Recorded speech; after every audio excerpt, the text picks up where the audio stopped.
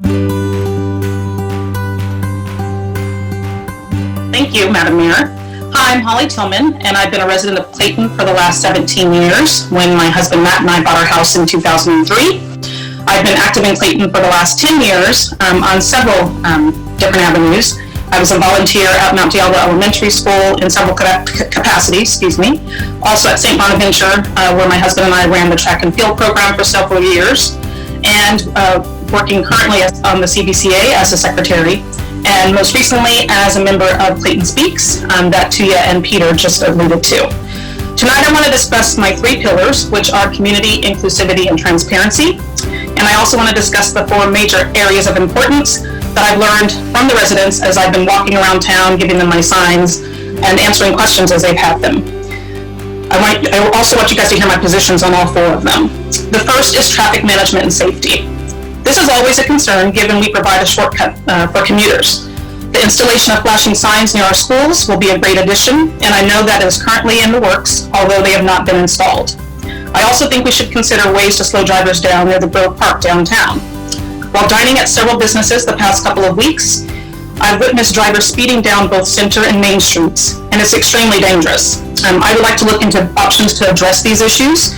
Should I make it onto the council, and if I don't, then I plan to be there every week until something's done about it, because it's very unsafe for the children. Number 2, high-density housing. I'm neither pro nor anti-high-density housing. Just want to be sure everybody heard that. I'm neither pro nor anti-high-density housing. I have been asked several times what my votes on future projects will be, and I cannot tell anyone how I vote in the future without having seen the project proposal. I can tell you that once it's in front of me on the council, I will ensure that the developer and the community development director have worked together to address the residents' concerns. It's unfortunate that residents, including several running for a seat on this council, are already closed off on the idea of making additions to our city. I can only imagine how our city would have evolved if prior councils were not open to future development. Third, in regards to racism, yes, Clayton does have racism. As Tuya said, every city does. We are not immune to it. But we do need to continue discussing it.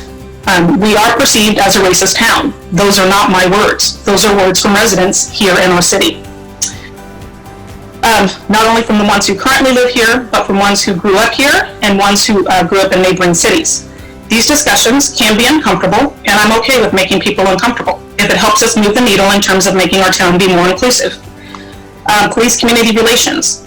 I believe and respect and support the police, full stop. I do not support police brutality. There's a huge difference. We can continue the dialogue with Chief Warren, and we're already making great strides in that vein. Thanks, Julie.